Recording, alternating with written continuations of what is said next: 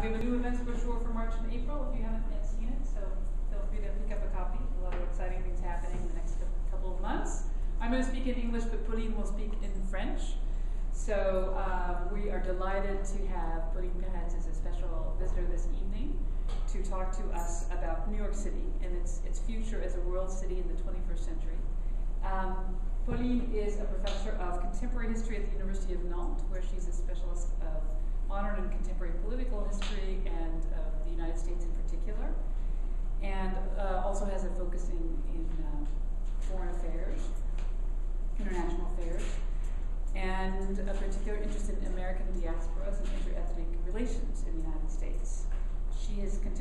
lectured on contemporary politics at the Collège de France and also teaches workshops at Sciences Po. Is that not true? I'm not lecturing at the Collège de France yet. Okay.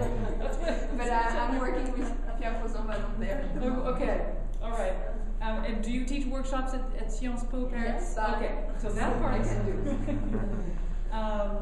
Pauline holds an MA from Columbia in International Affairs and also is a graduate of the École Normale Supérieure. And she's on a number of editorial committees, including La Vie des Idées. And she just told me that they have actually an English language version of this journal, which is an online journal that's just been launched recently called Books and Ideas. And it includes book reviews and interviews and some original material in English. And the intention, as I understand it, is to share with an English readership, an English language readership, books and ideas and new publications in the social sciences in France. So that's booksandideas.net, and we should all go have a look at that. Pauline published a book that came out of her PhD thesis on Soviet Jewish emigration, the role of the United States from 1953 to the late 1980s, which we hope will be coming out soon in English translation. And she has a new book on New York called New York, Histoire, Promenade, Anthologie et Dictionnaire. And this is a literary anthology, sociological and historical essay, as well as a dictionary. And I think that her comments tonight about New York City as a world capital, both its past and its future in the 21st century, is drawing in part on this book. So she can tell us more about that. And we are absolutely delighted to welcome you. Thank you. Thank you for being here this evening.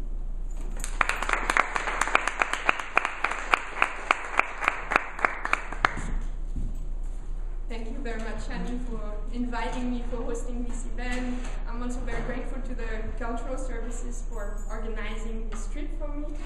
And I'm going to stop speaking in English because I prepared my talk in French, and I hope it's fine with you. Comme Shani l'a dit, ce livre que j'ai dirigé sur New York a été écrit en français, et c'était beaucoup plus facile pour moi de continuer à parler en français d'un sujet bien qu'américain sur lequel j'ai donc réfléchi en français. Et comme Shani l'a dit, la présentation que je vais faire est largement inspirée par l'approche que j'avais décidé d'adopter avec mes co-auteurs dans ce livre qui a été édité pour bouquin, qui est une somme d'essais littéraux, cinématographiques, tous tournés vers l'idée de parler de New York à des Français. Donc il faut que vous ayez quand même ce biais-là en tête, dans une perspective historique, mais pas seulement. Et l'idée était aussi de faire découvrir à des lecteurs français les boroughs et les lieux qu'ils ne connaissaient pas nécessairement, une partie de l'histoire de New York qu'ils ne connaissaient pas nécessairement bien. En gros, de les sortir des sentiers battus et d'insister sur la dimension proprement démocratique de New York, la capacité que New York avait à créer un homme nouveau, un homme démocratique, et à voir New York comme une fabrique démocratique. Et c'est dans ce sens-là que j'ai envie de parler ce soir de New York comme d'un lieu d'expérimentation sociale et politique au XXe siècle. En lisant les journaux la semaine dernière et en regardant PBS aussi, j'ai, comme vous, probablement entendu parler de l'incendie qui avait frappé la Triangle Shirtwaist Factory en 1911. Et cette commémoration a été, de cet événement dramatique a été l'occasion de rappeler quel rôle New York avait pu jouer, et cet événement plus particulièrement dans l'histoire du syndicalisme et dans l'histoire des conquêtes sociales, non seulement dans l'État de New York, mais aussi plus largement aux États-Unis, puisque cet événement dramatique a conduit à la réforme de la législation du travail, donc avec une législation sur les accidents du travail, et les conditions de travail plus largement. Donc je pensais que c'était bien de vous rappeler cette commémoration pour illustrer et pour entamer cette présentation qui vise à comprendre comment New York, comment on peut à la fois concilier deux thèses. La thèse de l'exceptionnalisme new-yorkais, qui est une thèse très classique dans l'historiographie, à savoir que New York ne pourrait être considéré comme la vitrine des États-Unis pour des raisons sur lesquelles je vais revenir tout à l'heure, donc en raison de caractéristiques uniques, mais en même temps une deuxième thèse selon laquelle New York serait un laboratoire pour des innovations, des phénomènes qui se diffuseront ultérieurement tant dans les autres villes américaines que quelquefois dans d'autres métropoles internationales. Et cette cette conciliation entre ces deux thèses, je pense qu'on peut la comprendre en suivant l'histoire de New York au XXe siècle et voir qu'en fait, à chaque grand tournant de l'histoire américaine, New York a toujours été la vitrine de l'expérimentation sociale et politique et qu'elle a fait preuve d'une audace qui a souvent été donc reprise à son compte par le reste du pays. Alors dans ce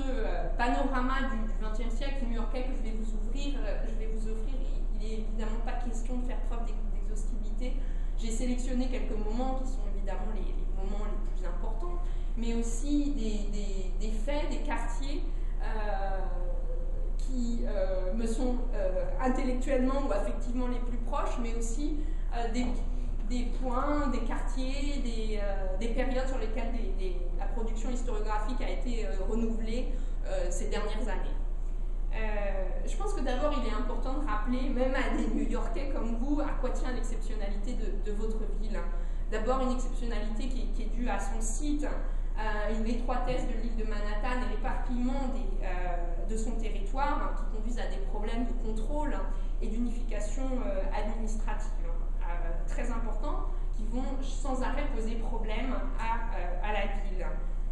Donc cet éclatement entre les boroughs, cette rivalité également entre la ville et l'État, ce sont des choses bien connues mais qu'il ne faut jamais perdre de vue. Également la coexistence d'activités industrielles mais aussi intellectuelles, artistiques, dans une intensité qu'on ne retrouve probablement pas dans aucune autre ville du monde, des contrastes sociaux extrêmement forts. Je n'ai pas de chiffres à vous donner, mais je pense que vous vivez ça au quotidien. Et pourtant, l'audace qui est à la fois politique, institutionnelle, sociale de New York, elle n'est pas seulement due à ces contraintes. Il y a également des forces propres à New York qui expliquent cette audace. Et je pense que le premier moteur de celle-ci, c'est la volonté de rupture dès l'origine, dès 1811 et la création du quadrillage des commissaires de la ville, cette volonté de rupture par rapport au monde européen. Et cette volonté de créer une ville proprement démocratique qui dompterait la nature et qui s'affranchirait d'une hiérarchie sociale et spatiale traduite dans l'architecture même de la ville. Et cette volonté de rupture, on la lit dans toute l'histoire de New York. Autre force particulière, c'est la pression des milieux d'affaires et des industries, une concentration humaine et de capitaux aussi propice à l'audace institutionnelle et politique. Et puis, dernier point qui me semble très important, c'est le fait que la ville, à travers toute son histoire, reste libérale, liberal bien sûr, même si elle n'est pas toujours administrée, gouvernée par des maires démocrates, comme c'est le cas depuis un certain nombre d'années. Et c'est ce libéralisme qui explique évidemment très largement la part extrêmement importante de l'intervention municipale dans la ville, part dont on verra qu'elle est de moins en moins importante et a promis sûrement à changer de modalité. Voici le cadre qui me semble expliquer cet exceptionnalisme new-yorkais. Et maintenant, j'aimerais vous montrer, en vous guidant rapidement à travers ce XXe siècle, comment du quadrillage de 1811 au partenariat public-privé plus récent, consensus gestionnaire actuel, les solutions imaginées par les New-Yorkais et par leurs élus ont fini par faire école dans d'autres villes américaines et aussi dans d'autres villes du monde. Je pense que cette innovation, cette audace new-yorkaise, on la voit dès le tournant progressiste new-yorkais. Et en ce sens, je pense que vraiment New York est une ville phare pour comprendre le fonctionnement et les réformes obtenues à l'époque du progressisme. En effet, l'entrée dans la modernité de New York se fait en 1898 par l'acte de consolidation, et c'est vraiment une audace institutionnelle, même si peut-être pour nous, enfin, ou en tous les cas pour moi, parisienne, qui peut faire l'histoire d'un Paris qui est unifié quasiment 50 ans plus tôt, cette temporalité paraît un peu retardée. Mais l'absorption des 4 comtés voisins par Manhattan est véritablement une révolution dans la mesure où il permet de reconfigurer complètement l'agencement des territoires et de réduire ce qui apparaissait au début comme un handicap très fort, à savoir la difficulté à relier ces territoires, et en particulier Brooklyn et Manhattan, qui était à l'époque New York, et du coup à faire commerce entre ces deux pôles. Si bien que la donne à la fois administrative, politique et économique est complètement, se rejoue complètement à partir de 1898, non sans réticence de la part des grands perdants de cette nouvelle donne administrative, puisque Brooklyn était à l'époque 3e ville des États-Unis, on l'oublie trop souvent, avait des ressources fiscales très importantes et était une grande ville industrielle. Et donc Brooklyn perd beaucoup dans cette affaire, tout comme les machines politiques sur lesquelles je reviendrai, puisque la consolidation de 1898 est vraiment l'occasion d'un grand nettoyage politique. Grand nettoyage politique qui se fait au profit des nouveaux partis, mais aussi au profit de Manhattan, depuis laquelle la ville sera gouvernée. Et dès lors, le gouvernement, sens américain, là je fais un anglicisme, mais je pense que vous le pardonnerez davantage que les Français, croît extrêmement rapidement, non seulement parce que les besoins des New-Yorkais sont très importants, mais aussi parce que les services, enfin les acteurs privés ne sont pas capables de fournir ces services et ne sont pas capables non plus d'unifier des territoires que la ville, elle, a réussi à unifier par son audace politique. Et on peut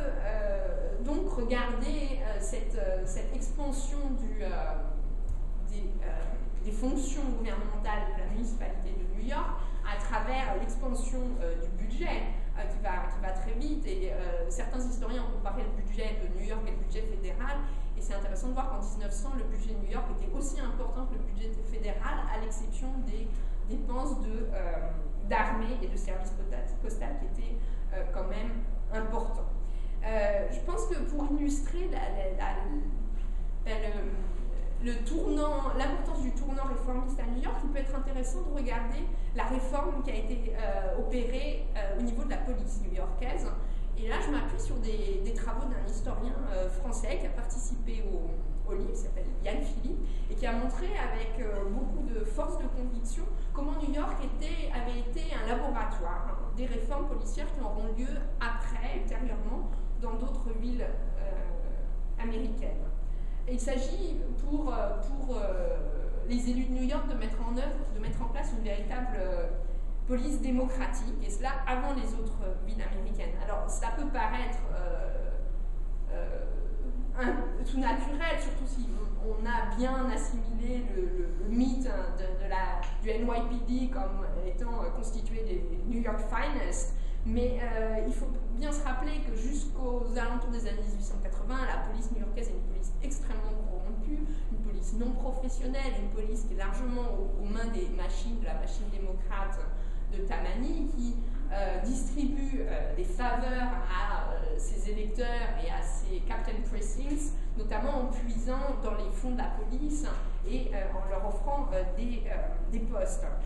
Donc les réformes qui vont être envisagées à l'heure du progressisme sont vraiment destinées à lutter contre le localisme, contre la trop grande proximité qui existait entre la police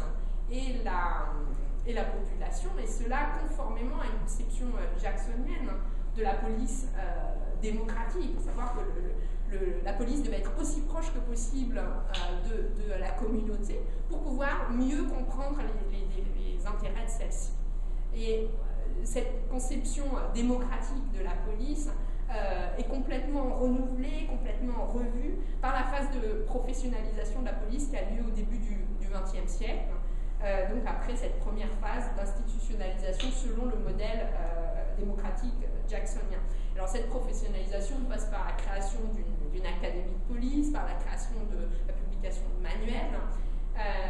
par l'indépendance progressive aussi de la police par rapport à Tammany, et c'est un processus, ce sont des processus que l'on retrouve dans toutes les autres grandes villes new-yorkaises, à Chicago avec beaucoup de retard, mais à Boston, etc. Donc on a une dépolitisation de cette police et en même temps une organisation fonctionnelle nouvelle qui vise à assurer un service de l'ordre équitable et qui se joue à l'échelle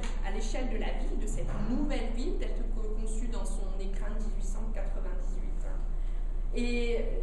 en fait, on voit bien que la police n'est plus à ce moment-là la bonne acufère de la municipalité. Elle devient un instrument de défense de tous les New-Yorkais contre la criminalité. Pourtant, il est intéressant de voir, comme l'a fait remarquer Yann Philippe, l'historien dont je vous parlais, qui a étudié en fait les plaintes qui ont été envoyées à la police new-yorkaise, que du côté des citoyens new-yorkais, il y a quand même un processus d'adaptation difficile. Ils continuent à penser que leur police est là pour défendre non pas leurs intérêts en tant que New-Yorkais, mais leurs intérêts en tant que membres d'une communauté. Et donc ils espèrent, ils continuent à compter sur la loyauté ethnique de leurs policiers. On lit des lettres très amusantes d'une tenancière, enfin d'une propriétaire qui se plaint du non-paiement de ses tenants et qui dit mais je comprends pas pourquoi la police n'intervient pas, moi je suis irlandaise, le policier du coin est irlandais, pourquoi est-ce qu'il fait pas son boulot? Donc il y a un léger décalage entre l'offre renouvelée de la police, de cette police version moderne, progressiste, réformée, et les attentes, cette demande d'intervention policière. J'aimerais faire une petite parenthèse dans cette période progressiste pour faire un bond dans les années 80 et vous rappeler que New York a à plusieurs reprises fait preuve d'audace en matière policière et a souvent fait école, enfin ça c'est quelque chose que vous connaissez certainement mieux, la façon dont Giuliani avec le commissioner Bratton a réussi ou non, enfin il y a des grands débats, je vais revenir quand même sur cette question-là, mais à endiguer la montée de la criminalité des années 70-80. Et comment, en fait, cette stratégie de lutte anti-civilité qui est adoptée par Giuliani après son élection sur un programme de tough on crime, comment cette stratégie a fait école. Alors, ces stratégies, on peut la définir de manière très simple. D'abord, une comptabilisation statistique des actes délictueux. Et puis, deuxième point, et c'est surtout le point qu'on retient, c'est la fameuse mise en œuvre de la théorie de la broken window qui a été théorisée par deux experts en justice criminelle qui sont Wilson et Kelling, qui théorisaient donc la répression systématique de tous les délits, quels qu'ils soient, et toute forme d'incivilité, pensant qu'il y avait un lien très étroit entre incivilité, également persistance des stigmates de la négligence urbaine dans la ville et comportements asociaux dans cette ville. Donc, cette théorie a été mise en œuvre par une répression de tous les actes délictueux, du freerider dans le métro jusqu'au graffeur, etc., au drug dealer, voilà. Ce sont des choses qui sont plus connues, donc je passe dessus, et une politique qui semble avoir conduit à des résultats assez probants. Il y a, comme je l'ai dit tout à l'heure, des débats sur les résultats, non pas sur les résultats, mais sur la causalité, enfin la raison qui a provoqué ces résultats. Alors, les scientifiques qui ont, dans de nombreux articles de revues criminelles, souvent d'études criminelles, de revues de sociologie, ont critiqué le lien de causalité entre broken window theory et puis diminution de la criminalité, ont tendance à montrer que, en fait, cette réduction du crime a eu lieu à un moment de l'épidémie du crack arrivée à sa fin, et également à un moment de reprise économique très forte, qui pouvait donc justifier la diminution des actes délictueux dans la ville. Ce qui m'intéresse ici, c'est que, et là je ferme la parenthèse que j'ai faite à propos de Giuliani et de Bratton, c'est que ces politiques sont à mon avis emblématiques de New York, où elles ont été testées, et que c'est sur la base des résultats new-yorkais que ces politiques ont été mises en œuvre dans d'autres villes, dans d'autres pays. Et aujourd'hui, la politique, je simplifie beaucoup, mais la politique de répression systématique des délits a largement fait école dans les capitales européennes, notamment en raison d'un souci d'image de ces métropoles qui se retrouvent dans une situation de concurrence internationale pour le tourisme, pour l'immigration d'élite, pour l'attraction des capitaux également. Et c'est un point sur lequel je vais revenir tout à l'heure. Le deuxième grand moment dont j'aimerais parler maintenant, c'est évidemment le moment rooseveltien, qui est le grand moment du XXe siècle new-yorkais, pendant lequel New York est véritablement la ville-providence, la ville d'expérimentation du libéralisme rooseveltien. Et pourquoi est-ce que New York est à ce moment-là à la pointe de ce libéralisme?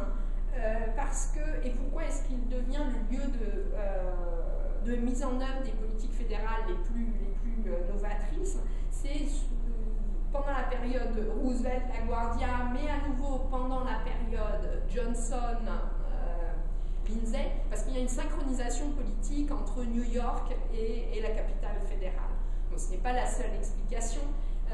mais évidemment cette connivence intellectuelle, puisqu'il s'agit vraiment d'une nouvelle ingénierie sociale qui est mise en œuvre, cette connivence intellectuelle et politique joue un rôle. Alors comment New York devient-elle la vitrine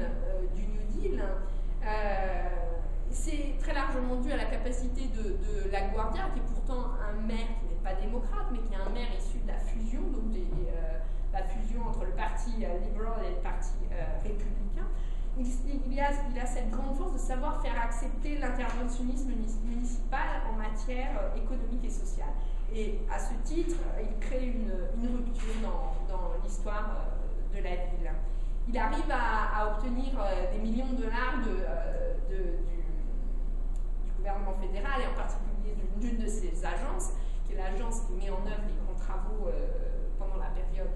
du New Deal. C'est la Work Progress Administration, et ces fonds lui permettent en fait de remodeler considérablement des très nombreux services sociaux et hospitaliers, de raser les tenements également, et tout cela surtout dans des quartiers immigrés qui se transforment petit à petit en taudis. Je pense en particulier au Lower East Side à cette époque-là. Mais également de conduire des projets ethnographiques, documentaires, historiques très ambitieux, et c'est un de ces projets qui a donné lieu à ce guide de New York, qui reste encore aujourd'hui une référence. Donc un guide réalisé par des artistes, des auteurs, des ethnographes au chômage que LaGuardia, avec l'aide de la WPA, remet au travail et conduit à produire ce bel ouvrage. Mais cet interventionnisme municipal, on le voit voit surtout à l'œuvre dans le domaine des grands travaux. Et c'est quelque chose qui est bien connu. Il y a eu de nombreuses publications récentes sur l'œuvre de Moses. Un premier livre qui a été publié il y a 2 ans sur l'affrontement entre Jane Jacobs, dont je parlais tout à l'heure, et Robert Moses. Il y a un livre qui vient de paraître qui est très convaincant aussi, d'un historien qui s'appelle Robert Zipp et qui s'appelle Manhattan Projects et qui explique le duel entre les habitants de New York, de la ville et Moses pour la construction de nouveaux projets sur lesquels je vais revenir. Alors ce Moses, je pense que comme il fait partie du Hall of Fame new-yorkais, j'ai pas besoin de le présenter comme je le présenterai à une audience française, mais vous savez que c'est le Haussmann de New York, c'est le démiurge que certains considèrent raciste, d'autres ont tendance à penser, comme Caro, son premier biographe, qu'il est un visionnaire moderniste, puisqu'il a effectivement révolutionné l'organisation de la ville, en revoyant complètement la circulation des biens et des hommes, mais aussi en construisant des autoroutes urbaines, des parcs, des constructions d'habitation à loyer modéré. La volonté également de créer une ville internationale, une ville moderne d'un nouveau type, et pour cela il fallait raser les taudis qui restaient et qui étaient très nombreux. C'est le fameux projet de slum clearance dont Robert Zipp, l'auteur dont je vous ai parlé tout à l'heure, parle dans ce livre en prenant 4 exemples qui sont particulièrement convaincants. L'exemple de Lincoln Center, le site des Nations Unies, également Stuyvesant Town, et le 4e, c'est le complexe de East Harlem. Et tous ces projets, en fait, avaient donc pour vocation de faire du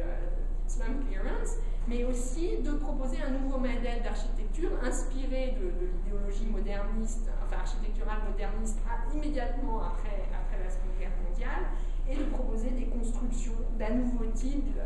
qu'on a appelé Super Block and Tower, assez proche des conceptions de Le Corbusier en Europe. Et ce qui est intéressant, c'est que ce que cet historien montre, c'est qu'en fait, ces projets ont conduit à des tensions très fortes et à de vivre controverses, avant même le duel Jane Jacobs-Robert Moses, qui lui prend a lieu plutôt dans les années 60-70. Ce qu'il montre bien, cet auteur, c'est la disparition en fait de cette absence d'unité urbaine, cette absence de style, en quelque sorte, spécifique à New York,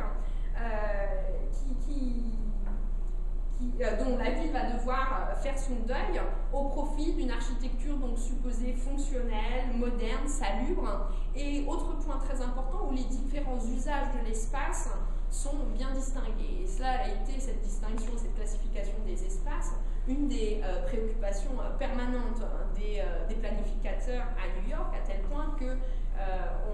ils ont adopté en 1961 un nouveau zoning code qui, en fait, conduisait toutes les constructions ultérieures à prendre en compte cette exacte différenciation des usages de l'espace, à savoir résidentiel, commerciaux, industriels principalement. Et le résultat de ces opérations, de ces opérations inspirées par le libéralisme urbain, à la façon de la Guardia Moses, ça a été la destruction de quartiers, la disparition des commerces, le début du départ des industries de la ville, mais aussi la perpétuation de la ségrégation raciale et des divisions de classe. Donc des phénomènes qu'on retrouve en Europe, mais qui n'ont probablement pas conduit en Europe à une mobilisation aussi importante qu'ici. Mais en dépit de ce premier désenchantement à l'égard de l'expérimentation libérale de l'époque, là on n'est plus sous la Guardia, mais Moses perpétue cet héritage. Cet héritage se prolonge en fait, l'attachement de la ville au libéralisme rooseveltien qui devient le libéralisme johnsonien se poursuit pendant la Grande Société. Johnson, pendant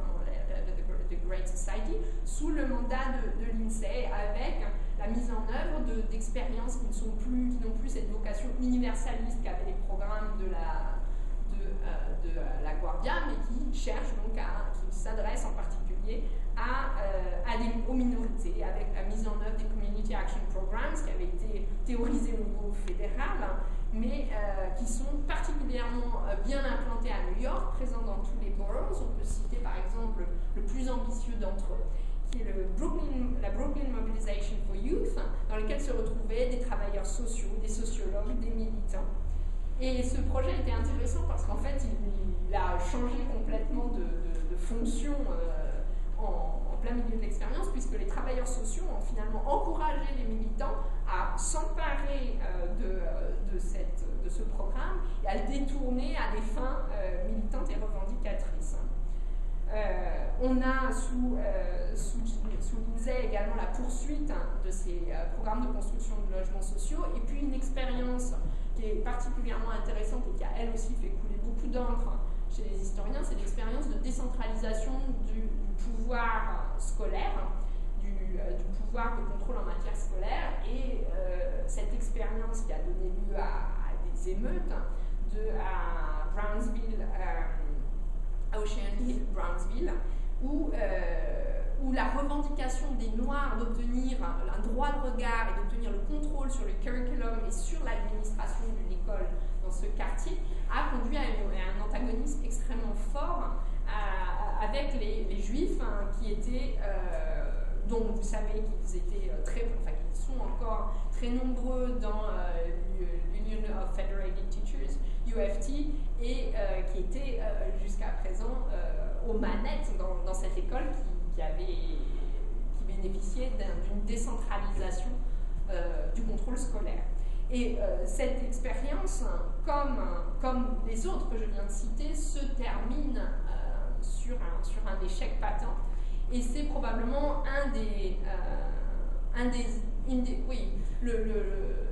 cet événement, cette tension signe la mort de l'administration Lindsay, sur laquelle un grand débat historiographique existe, pour savoir si Lindsay a été un mauvais maire ou si les circonstances ont joué contre lui. Il y avait la semaine dernière dans le New Republic un article très intéressant sur ce débat entre historiens qui est loin d'être terminé. Peut-être qu'on peut revenir dessus tout à l'heure parce que là j'ai vraiment pas le temps de vous en dire plus. Ce qui est sûr, c'est que cette expérience Lindsay démontre les ambiguïtés du volontarisme politique et que sous les bonnes intentions se cachent un certain nombre d'effets pervers, et que les grandes réformes, les grands projets de réforme des années 60 montrent très rapidement leurs limites, à tel point que la clientèle traditionnelle du Parti démocrate se retourne contre ces programmes, se retourne contre le Parti démocrate, sous l'effet d'une déception à l'égard des projets tentés, de la gauchisation du parti, mais également sous l'effet des tensions croissantes entre groupes, qui tient assez largement, mais pas seulement, aux conséquences de ces politiques de déségrégation et de délégation du pouvoir. C'est donc le moment du détachement des New-Yorkais à l'égard du libéralisme. Et là aussi, il est intéressant de noter que New York est pionnier dans le retour au conservatisme dans les villes américaines. Et c'est un phénomène qu'on retrouve d'abord dans d'autres villes, avant de le retrouver à l'échelle fédérale. Et c'est dès 1972, Nixon récoltait le fruit électoral de cette déception des Blancs, des Juifs et de certains Juifs également, et d'électorats traditionnellement démocrates, donc de cette grande déception. À New York, cette résistance au libéralisme urbain s'inspire paradoxalement des modes de mobilisation qui ont fait leur preuve pendant la période du mouvement des droits civiques et la contre-culture, puisqu'il y a utilisation des méthodes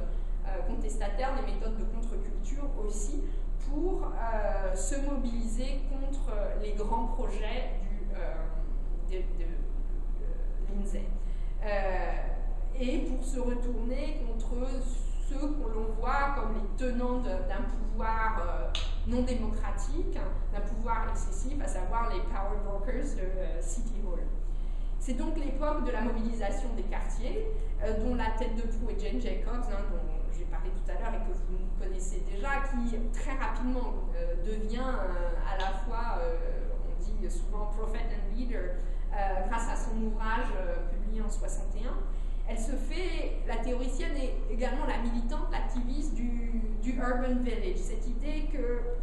la ville doit ressembler à un village, doit avoir la même diversité à la fois ethnique, sociale, mais aussi architecturale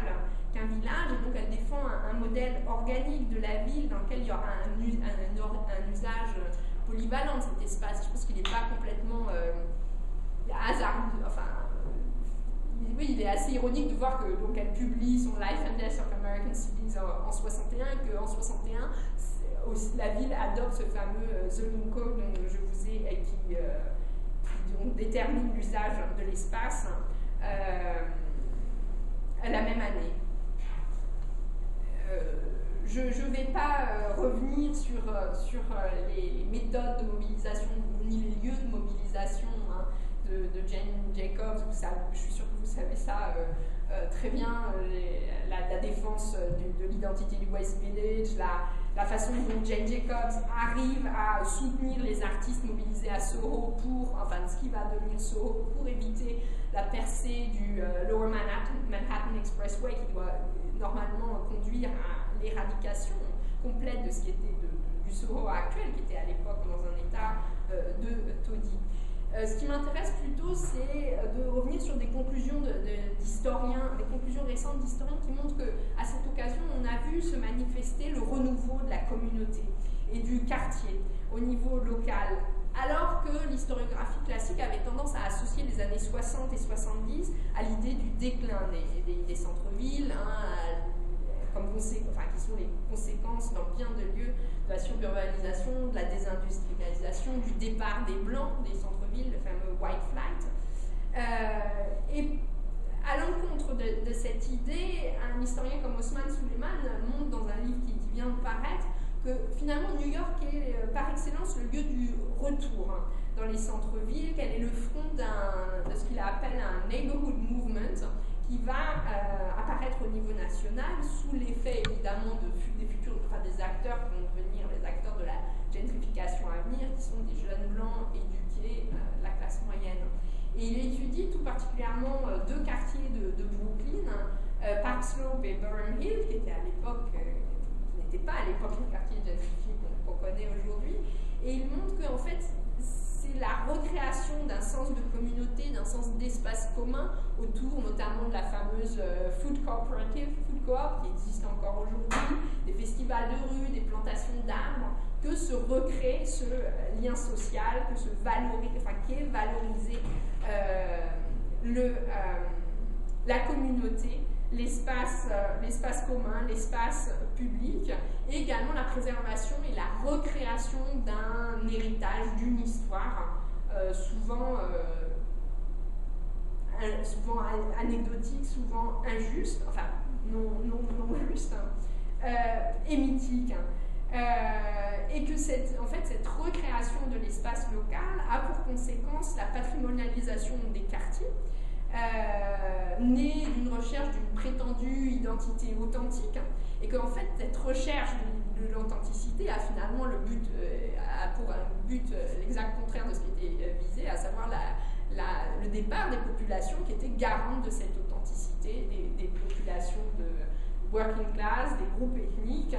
dans un processus évident de gentrification qui est très largement connu et très largement documenté, mais que je pense que cet historien a le mérite de montrer sous un nouveau jour à travers cette explication, cette proposition d'une interprétation par le renouveau de la communauté au niveau local. Et ça, c'est quelque chose qu'on retrouve également dans d'autres villes,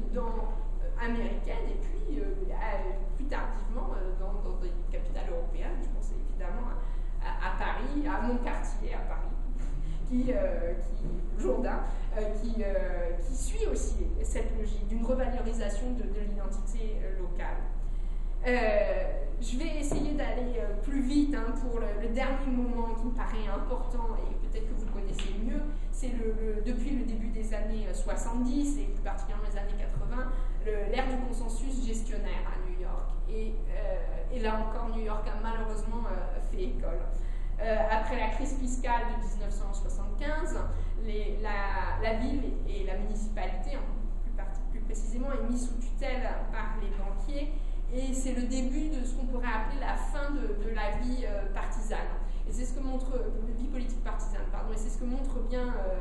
une auteure de l'ouvrage, Catherine Pouzoulet, qui travaille beaucoup sur ces questions de gouvernance urbaine à New York. Elle montre comment les maires sont devenus petit à petit des city managers qui étaient beaucoup moins attachés à l'identité de leur parti,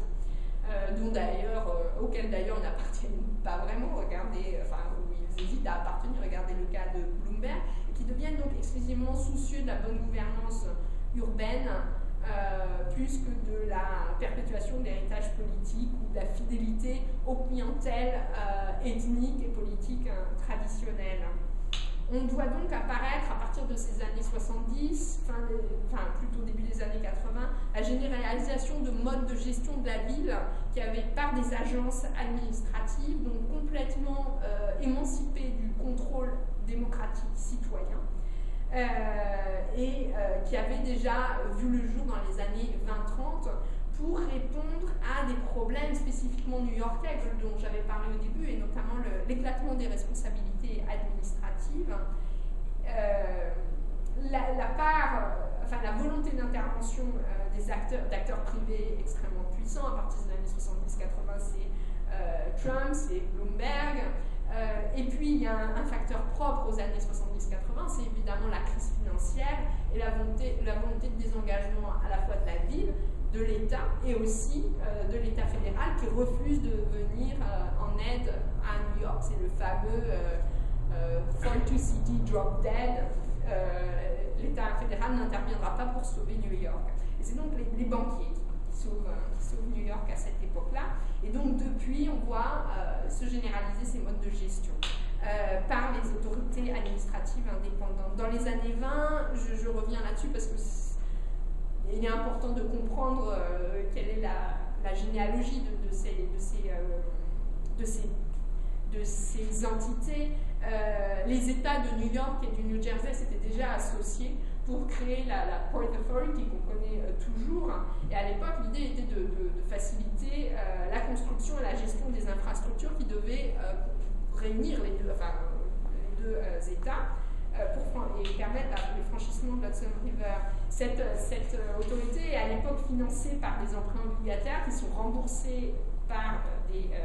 droits de péage. Et finalement, cette autorité arrive à s'enrichir et à étendre considérablement son périmètre au-delà des ponts et tunnels qui devaient permettre au départ, qui était initialement le but de la création de cette agence. Vous savez très probablement que la Port Authority a été à l'initiative de la création du World Trade Center, dont elle a dont elle a financé la construction, dont elle a négocié le bail au début des années 2000, et à partir des années 2000, donc a lâché le contrôle du World Trade Center. Mais n'empêche que donc, on voit ces agences à la fois se multiplier, et puis également s'étendre au-delà de leur prérogative initiale, et tout cela sans contrôle citoyen. Et sur le même modèle, on voit dans les années 30, donc précisément en 36, une autre autorité se crée, c'est la Triborough Bridge Authority, qui est au départ chargée d'administrer le pont des Triborough, qui relie les trois boroughs, Queens, Bronx, et Manhattan, et qui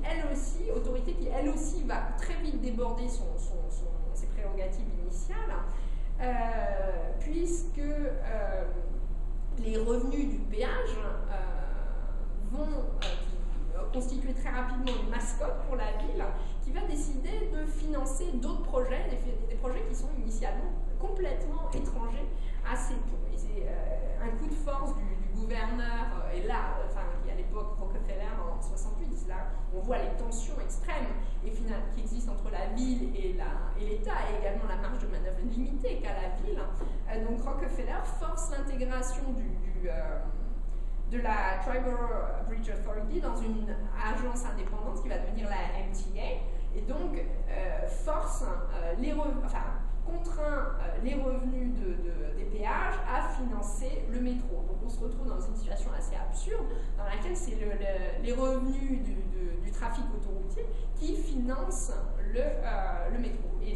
le transport public de la ville, et c'est toujours le cas. Et je pense que c'est une des raisons pour lesquelles il y a quand même de sérieux problèmes de gestion et de maintenance de ce métro. Alors, comme je le disais tout à l'heure, c'est cette création d'agences mixtes, semi-publiques, se généralise dans les années 80, dans les années du désengagement municipal, et elles sont particulièrement utilisées dans le cadre des grands projets urbains de rénovation, qui recourent systématiquement à la gouvernance urbaine privée. C'est le cas tout particulièrement dans les grands quartiers d'affaires et commerçants en déclin, où on voit partout se multiplier ce qu'on appelle les Business Improvement Districts, BID, qui sont des associations d'entrepreneurs locaux, de commerçants, et qui prennent en main, qui prennent le contrôle des services qui étaient traditionnellement fournis par la ville. Des services de nettoyage, de sécurité, d'entertainment, etc. On voit ça très bien dans le cas des BIDs de Battery Park, de Metrotech à Brooklyn dans les années 80, mais surtout à Times Square, où la chose est vraiment flagrante, puisque on a vu à partir des années 80-90 un nettoyage complet du square, avec le départ de tous les sex shops, des cinémas porno, et leur remplacement par des magasins d'entertainment, et je pense que il n'est pas complètement inutile de rappeler que c'est avec l'appui de la compagnie Walt Disney que ce grand projet de renouveau a été fait. On peut également descendre un peu la 6e avenue et se retrouver à Bryant Park, où le modèle de rénovation urbaine a été exactement le même, avec l'appel à un autre BID, et cette fois-ci par partie HBO et 9X. Et où, certes, le parc n'est plus le Needle Park qu'il était encore dans les années 60, maintenant des allures très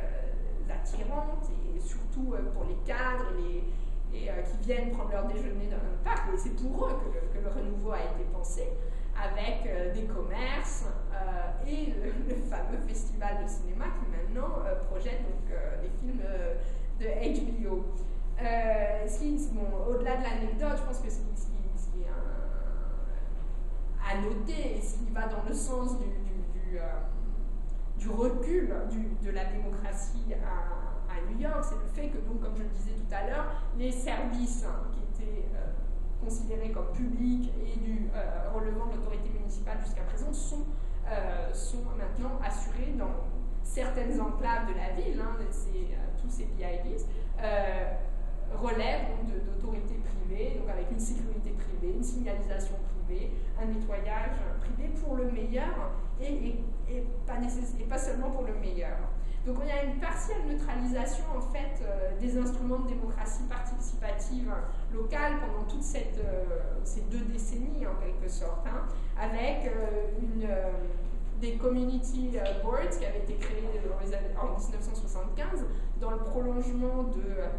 du renouveau démocratique local, de la réaffirmation des pouvoirs des quartiers. Eh bien, ces assemblées de quartier qui étaient chargées d'exprimer l'opinion des habitants sur l'usage qui était fait des dépenses publiques, sur l'octroi ou non de permis de construire, sur la reclassification des bâtiments, eh bien, ces community boards sont peu à peu vidés de leur pouvoir. On voit également, comme je le dis tout à l'heure, une privatisation de l'espace public et puis une accentuation de la dualisation des espaces entre les espaces gérés par la ville et les espaces gérés par les acteurs privés. Alors là encore, je n'ai pas besoin de vous convaincre que New York a montré le chemin et a a fait école bien au-delà des États-Unis. Alors je vais rapidement conclure peut-être sur cette idée que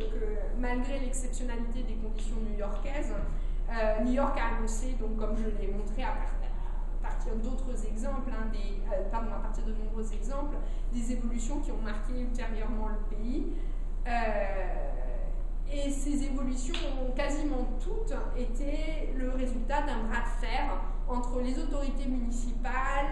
également les acteurs privés et des citoyens qui revendiquaient l'exercice d'un plein pouvoir démocratique. Et donc je me demande dans quelle mesure le fait que l'exercice de ces prérogatives démocratiques par les New-Yorkais pose problème, et je me demande si ce fait-là n'est pas une des raisons pour lesquelles on pourrait avoir des doutes quant à la capacité de New York à demeurer un lieu d'expérimentation pour le XXIe siècle. Alors certes, New York est concurrencé par d'autres villes mondiales, d'autres capitales mondiales qui prétendent à leur tour influencer le sort et l'évolution urbaine au niveau mondial, des villes qui concurrencent New York en termes d'habitants. Je pense à Bombay, Delhi, Mexico, Sao Paulo, Dakar, mais aussi en une concurrence symbolique, architecturale très forte et très importante à un âge où une ville, où la politique de marketing et d'image des villes est devenue si importante, puisque ces villes que je viens de citer se sont à leur tour lancées dans la course à la verticalité. Pourtant, je pense qu'il y a une résilience du modèle new-yorkais. Cette résilience, on peut en voir la trace dans la centralité financière inébranlée du New York Stock Exchange, et cela malgré la crise. Et je pense que c'est largement dû au fait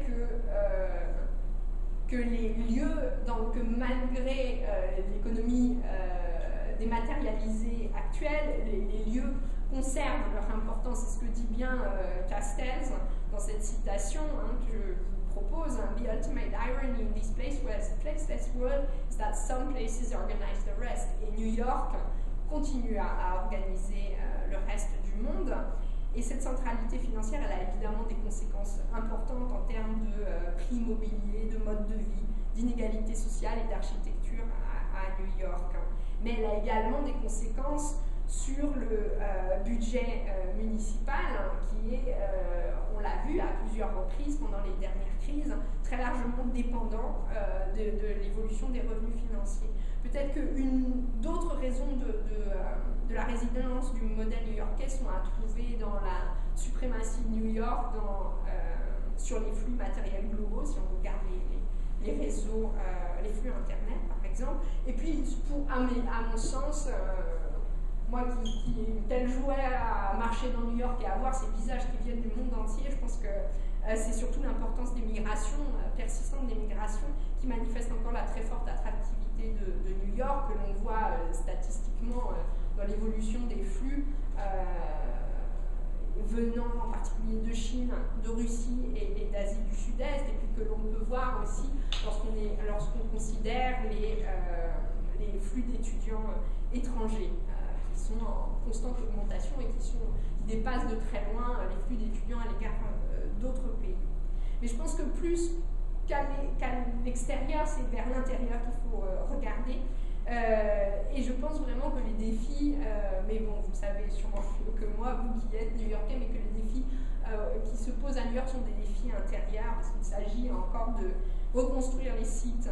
laissés vacants par la désindustrialisation, c'est Penn Yard, c'est encore les chantiers le long de l'Hudson, c'est le lieu du World Trade Center qui n'est pas terminé. C'est également maintenir à flot les fameux transports dont je vous parlais tout à l'heure, et dont l'État et le financement continuent à poser problème. Et puis c'est aussi peut-être le dernier défi à mes yeux de parisienne, regardant New York, c'est le réinvestissement dans les équipements collectifs, culturels, sportifs, etc. Voilà, je vous remercie, j'espère ne pas avoir été trop longue et je suis prête à répondre à vos questions en anglais ou en français, comme vous le souhaiterez.